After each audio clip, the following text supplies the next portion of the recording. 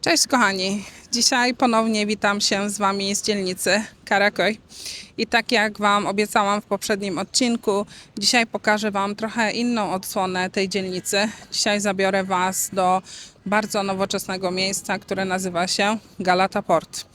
Ale zanim tam przejdę, chciałabym Wam krótko opowiedzieć o tych dwóch budynkach, które znajdują się za mną. Pierwszy z nich to Meczet Kılıç Ali Paszy, a drugi z nich to jest fontanna. I teraz powiem Wam pewną ciekawostkę. Co ma wspólnego Kılıç Ali Pasza z Don Quixotem? Posłuchajcie. Wyobraźcie sobie taką scenę. Jest rok 1571. Na Morzu Jońskim rozgrywa się jedna z najważniejszych bitew morskich XVI wieku. Po jednej stronie stoi flota chrześcijańska, po drugiej flota Imperium Osmańskiego. Wśród hiszpańskich żołnierzy walczy młody człowiek Cervantes. To przyszły autor. Podczas bitwy zostaje ciężko ranny. Kula trafia jego lewą rękę, która pozostaje częściowo sparaliżowana do końca życia. Cervantes będzie później nazywany jednorękim z Lepanto. Ale prawdziwa przygoda zaczyna się kilka lat później. I tutaj niewola zmieniła historię. W 1575 roku Cervantes wraca statkiem do Hiszpanii. Niestety jego okręt zostaje przechwycony przez korsarzy z Imperium Osmańskiego. Zostaje sprzedany jako niewolnik i próbuje uciekać. Spędza tam 5 lat, a później dalej trafia do niewoli osmańskiej. I tutaj pojawia się teraz postać ze Stambułu.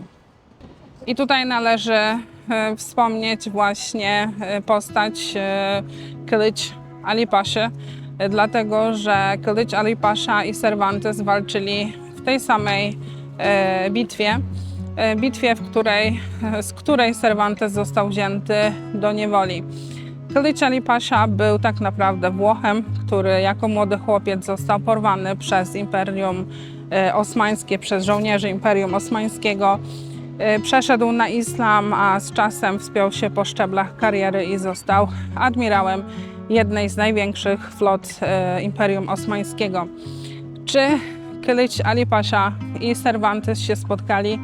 Nie wiadomo, ale tutaj w Turcji istnieją takie przeświadczenia, pogłoski, poglądy, że w Don Quixocie są jakieś takie symbole, które nawiązują właśnie do tej bitwy, w której Cervantes został ranny i do Kılıç Ali Paszy. Czy jest w tym ziarno prawdy? Tego nie wiadomo. Taka ciekawostka.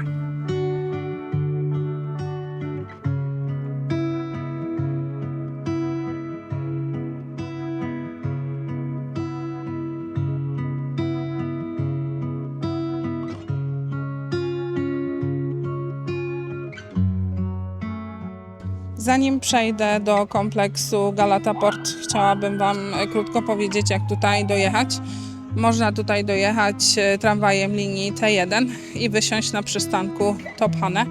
Można też przyjechać tutaj autobusem i tutaj również na przystanku Tophane wysiąść. Idziemy teraz do Galata Port. Słuchajcie, zanim wejdziemy na teren kompleksu Galata Port, trzeba przejść przez kontrolę bezpieczeństwa, trochę podobną do tej, jaką mamy na lotnisku. Trzeba zeskanować torbę, odłożyć wszystkie metalowe przedmioty. Wydaje mi się, że jest to dlatego, że tutaj w Galata Port sumują ogromne wycieczkowce i to jest jakaś forma zabezpieczenia. Czy można stworzyć nowe miasto, nie niszcząc jego duszy? Tak. Jeszcze kilkanaście lat temu Galata Port to był zamknięty port handlowy. Miejsce pracy z magazynami, kontenerami i strefą przemysłową. Mieszkańcy miasta nie mogli swobodnie przejść do wody. Morze było przestrzenią gospodarki, a nie codziennego życia. Transformacja tego obszaru zmieniła filozofię miasta.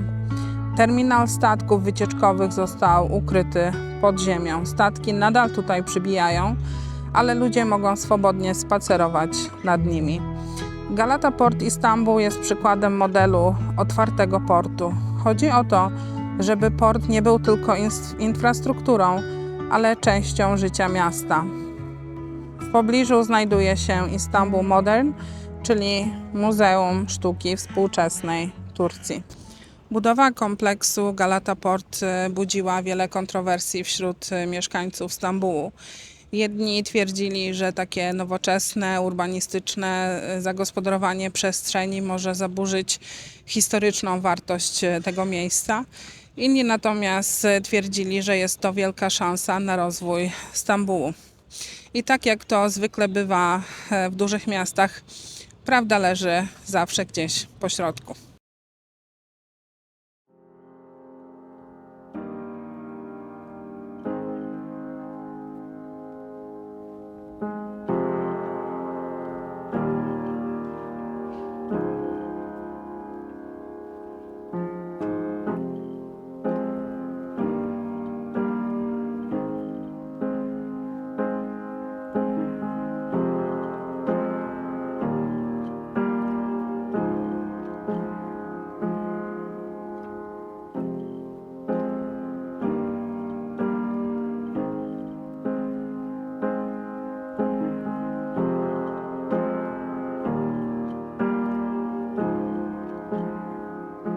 Czym jest Galata Port?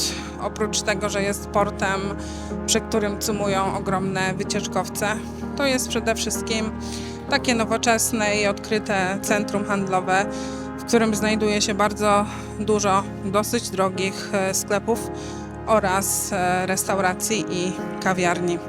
I tutaj głównie spędzają czas młodzi Stambułczycy, którzy chcą sobie pyknąć fotki na Instagrama, na Instastory, bo to jest bardzo w tej chwili popularne miejsce.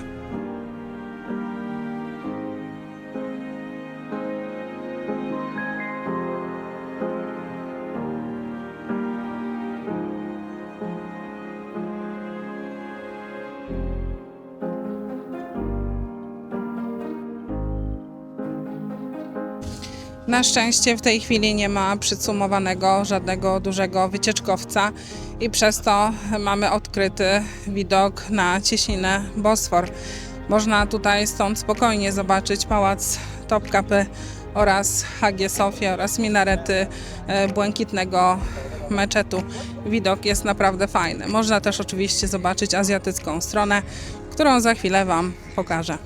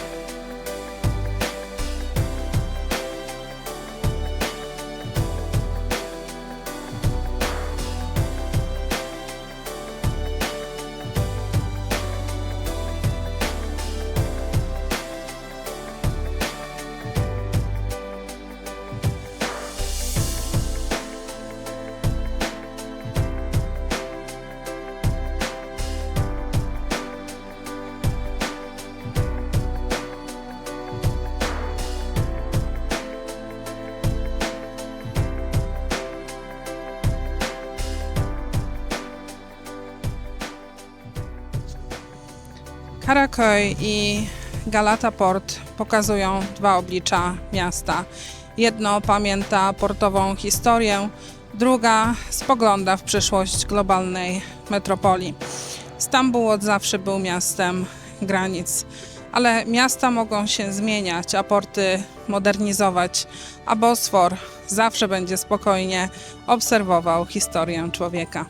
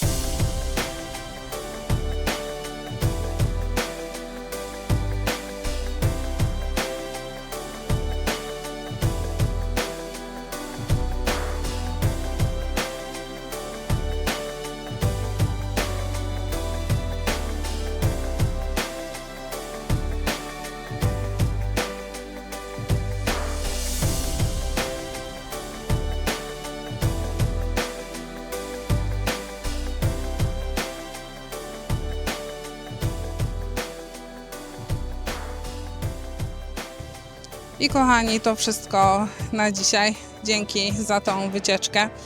Mam nadzieję, że Galata Port Wam się spodobał, a wy dajcie znać w komentarzach, czy bardziej wolicie historyczne miejsca Stambułu, czy też te bardziej nowoczesne.